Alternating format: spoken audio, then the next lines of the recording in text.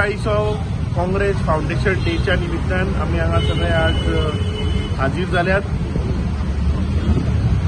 चळवळीच्या निमतान भारत जे ब्रिटीश राज्य जे गोंयांत आशिल्ले तांकां धांवडोन घालपाक तातूंतल्यान चळवळींतल्यान आयिल्लो हो पक्ष, ह्या पक्षान आज मेरेन हो देश घडोवपाचें काम केल्लें आसा। Congress party has been in the forefront in building this nation.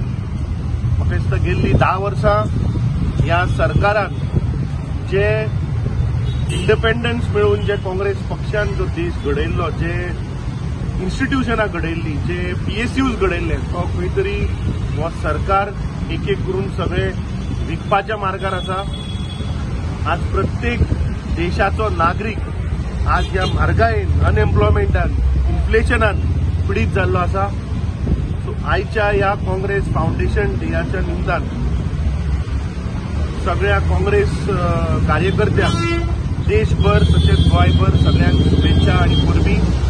आनी आयच्या दिसा वी टेक अ प्लेज जे भ्रष्ट सरकार जे आसा, जे भ्रष्ट सरकार तातूंत प्रत्येक गोंयकार, प्रत्येक देशाचो नागरीक जो आज पीडित आसा, ह्या भ्रष्ट सरकाराक 2024 ह्या देशांतल्यान मुक्त करपाचें हें आमचें मिशन आसतलें। व्हडलो दीस, कित्याक आमचो काँग्रेस फाउंडेशन डे।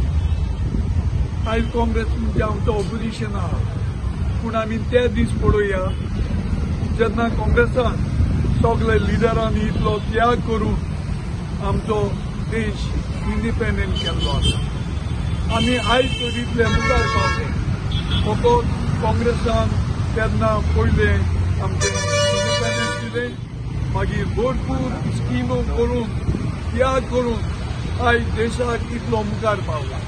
फाटल्या 10 वर्सां पळयलां फकत उलोवपाचें कांय करून दाखोवप ना, आनी जे आदल्यो वेवस्था आशिल्ल्यो ते आयचे दोड्यांनी 40 वर्सां, 60 वर्सां, 70 वर्सां हे आदले पळोवपाक सोदतात। तांकां म्हायती ना कितले आमच्या लिडरांनी त्याग केले आनी देखून आमी आयज इतले मुखार पावल्ले आसात।